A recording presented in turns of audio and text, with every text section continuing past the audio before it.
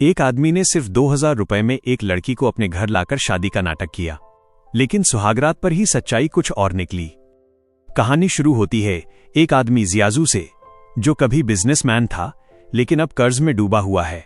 हालत इतनी खराब कि वो कर्जदारों से भागता फिर रहा है। एक दिन भागते भागते उसकी नजर पुलिस की रेड पर पड़ती है, जहां एक लड़की लिली उसे रोककर मदद मांगती है। वो घबराई हुई होती है और कहती है, भैया मुझे यहां से निकाल लो वरना मैं पकड़ी जाऊंगी। जियाजू पहले मना करता है, लेकिन उसका दोस्त मंकी उसे जबरदस्ती कार में बैठा लेता है। तीनों एक बार में जाते हैं, लेकिन बीच में ही मंकी काम का बहाना बनाकर निकल जाता है। अब जियाजू मजबूरी में लिली को अपने ऑफिस ले जाता है।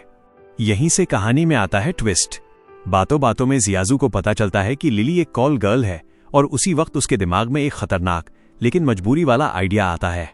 असल में उसके पिता गांव में बहुत बीमार हैं और उनकी आखिरी इच्छा है कि वो अपने बेटे को शादीशुदा और सेटल देख सकें।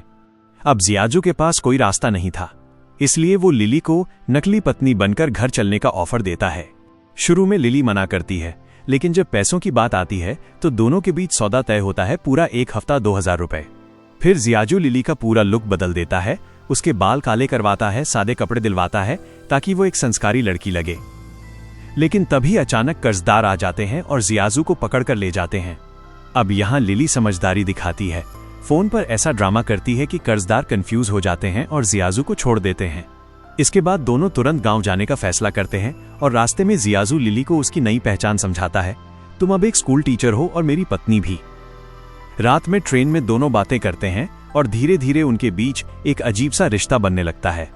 लेकिन असली मुश्किल तब शुरू होती है जब वो गांव पहुंचते हैं, क्योंकि अब सिर्फ नाटक नहीं बल्कि हर पल सच्चाई छुपानी है। और सबसे बड़ा सवाल यही है, क्या ये झूठ ज्यादा दिन तक टिक पाएगा या फिर सच सब कुछ बर्बाद कर देगा? जियाजू जानता था अगर सच सामने आ गया तो उसकी पिटाई तय है, लेकिन अब उसके पास कोई और रास्ता भी नहीं था। अगले दिन दोनों ट्रेन से उतरते हैं, फिर बस और ट्रैक्टर से होते हुए एक लंबे सफर के बाद आखिरकार अपने गांव पहुंच जाते हैं। गांव का माहौल पूरी तरह अलग था। रिश्तेदारों की भीड़, सबके चेहरे पर खुशी और सबकी नजरें जियाजू की नई दुल्हन पर। जियाजू लिली को सीधे अपनी मां के पास ले जाता है और फिर अपने बीमार पिता के सामने खड़ा कर देता है। वो चाहता था कि उसके पिता आखिरी बार अपनी बहू को देख लें।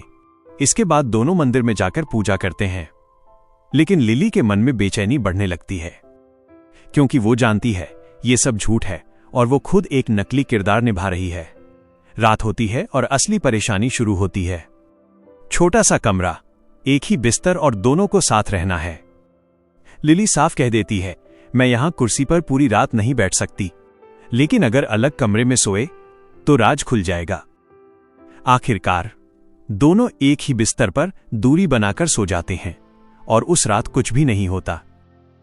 अगले दिन लिली बाहर जाती है तो उसे एक अजीब सी लाल कपड़े वाली औरत दिखती है जो उसका पीछा करती है और अजीब अजीब बातें करती रहती है। लिली डर जाती है, लेकिन समझ नहीं पाती कि ये सब क्या हो रहा है। उधर घर पर डॉक्टर जियाजू के पिता को देख रहा होता है और साफ कह देता है अब उनके पास ज्यादा समय नहीं बचा।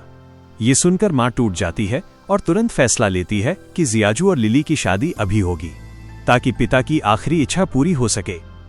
अब जियाजू फिर से लिली को मनाने की कोशिश करता है। वो उससे कहता है, बस एक आखिरी नाटक मेरे पिता के लिए। लेकिन इस बार लिली साफ मना कर देती है। वो कहती है, ये सब मेरे बस का नहीं है। जियाजू पैसे बढ़ाने की बात करता है, लेकिन लिली फिर भी तैयार नहीं होती। तभी अगले दिन कुछ ऐसा होता है जो सब बदल देता है।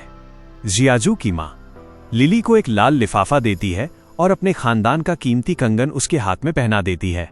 उसकी आंखों में सच्चा अपनापन होता है और यही चीज लिली के दिल को छू जाती है। अब वो फैसला करती है कि वो ये नाटक पूरा करेगी। गांव की परंपरा के मुताबिक शादी से एक रात पहले दुल्हन ससुराल में नहीं रुकती, इसलिए जियाजू लिली के लिए एक होटल में कमरा बुक करता है। और उसी रात लिली पहली बार खुश होकर कहती है, कल मेरी शादी है। अगले दिन पूरा गांव जश्न में डूबा होता है। लिली दुल्हन बनकर लाल जोड़े में ढोल नगाड़ों और आशीर्वाद के बीच मंडप में पहुंचती है। सब कुछ सही चल रहा होता है, लेकिन जैसे ही फेरे शुरू होते हैं अचानक लिली भावुक हो जाती है। वो अपना घूंघट हटाती है और रोते हुए बाहर चली जाती है। सब लोग हैरान रह जाते हैं। जियाजू तुरंत उसके पीछे जाता है और उसे समझाने की कोशिश करता है, लेकिन लिली टूट चुकी होती है। वो कहती है, मैं ये सब नहीं कर सकती। जियाजू गुस्से में आ जाता है और कहता है, तुम्हें पैसे दूंगा, बस ये नाटक पूरा कर दो। ये बात सुनकर लिली का दिल और भी टूट जाता है, लेकिन फिर भी वो खुद को संभालती है और वापस आकर शादी की रस्में पूरी करती है। और फिर शादी के जश्न में वो मेहमानों को खुद शराब परोसती है, जैसे वो अपने दर्द को हंसी के पीछे छुपा रही हो। शादी के बाद लिली मेहमानों को शराब परोस रही थी, लेकिन अचानक वो अपनी पुरानी आदत में आ जाती है और उसका सच सामने आने ही वाला होता है। तभी जियाजू तुरंत संभाल लेता है और किसी तरह मामला छुपा देता है। रात होती है, सुहागरात का समय, लेकिन बाहर खड़े पड़ोसी शक न करें इसलिए जियाजू एक अजीब तरीका अपनाता है। वो सूखी घास से लिली के पैरों में गुदगुदी करता है ताकि वो ऐसी आवाजें निकालें जिससे सबको लगे कि सब सही चल रहा है, जबकि हकीकत में दोनों के बीच कुछ भी नहीं होता। रात के सन्नाटे में दोनों अलग अलग तरफ लेटे हुए होते हैं और जियाजू धीरे से कहता है, चाहे ये सब नकली है, लेकिन मैंने तुम्हारे सहारे बहुत कुछ पा लिया। अगले दिन जैसे कोई चमत्कार हुआ हो, पिता की तबीयत थोड़ी बेहतर हो जाती है। दोपहर में गांव का सरपंच आता है और जैसे ही उसे पता चलता है कि लिली एक टीचर है, वो उसे बच्चों को पढ़ाने के लिए कहता है। लिली घबरा जाती है और सच बोलने ही वाली होती है, लेकिन किसी तरह बात संभल जाती है और मजबूरी में उसे बच्चों को पढ़ाना पड़ता है। इसी दौरान लिली जियाजू की छोटी बहन के साथ वक्त बिताती है और उसे उस रहस्यमयी लाल कपड़े वाली औरत के बारे में पता चलता है।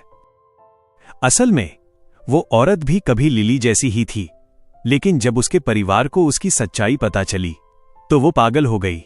ये सुनकर लिली अंदर से हिल जाती है। उधर जियाजू की मां अपनी बेटी को लिली से दूर रहने को कहती है, क्योंकि उसे डर है कि लिली का असर गलत होगा। ये बात लिली को बहुत चोट पहुंचाती है, क्योंकि पहली बार वो चाहती थी कि कोई उसे इज्जत से देखे। इसी दर्द में वो जियाजू को दिया हुआ कंगन वापस कर देती है। रात में दोनों चुपचाप लेटे होते हैं।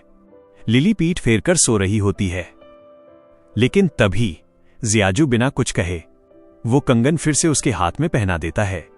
ये छोटा सा पल दोनों के रिश्ते को और गहरा कर देता है, लेकिन खुशी ज्यादा देर नहीं टिकती। अगले दिन जब जियाजू अपने पिता को दवा देने जाता है तो पिता मुंह ही नहीं खोलते। वो बार बार कोशिश करता है, रोने लगता है, लेकिन पिता उसकी तरफ देखते तक नहीं।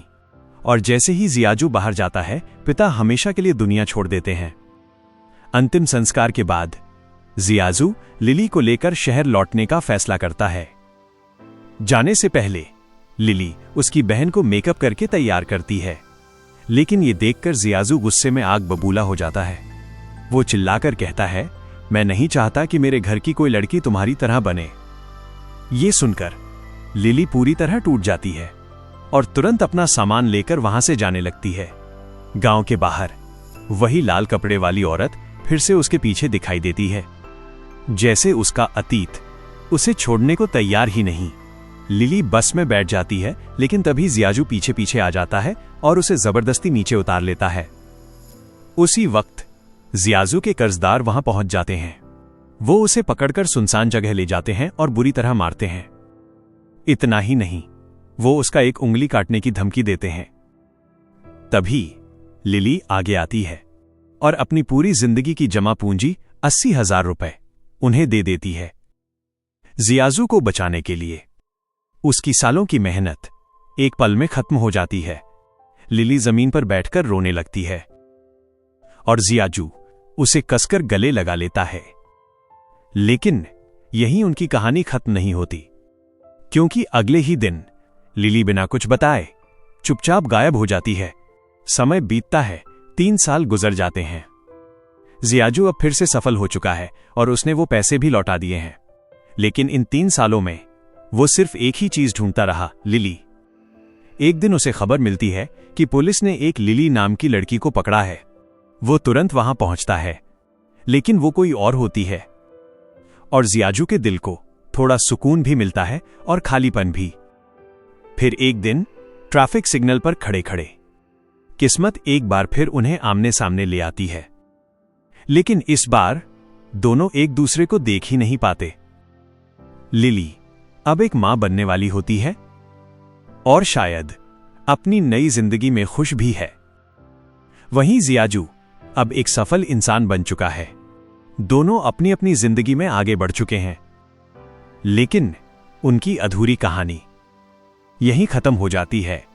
अगर आपको ये वीडियो पसंद आई हो तो वीडियो को लाइक करें, अपने दोस्तों के साथ शेयर करें और ऐसे ही मजेदार मूवी एक्सप्लेन के लिए चैनल को सब्सक्राइब करना बिल्कुल न भूलें। मिलते हैं अगली वीडियो में।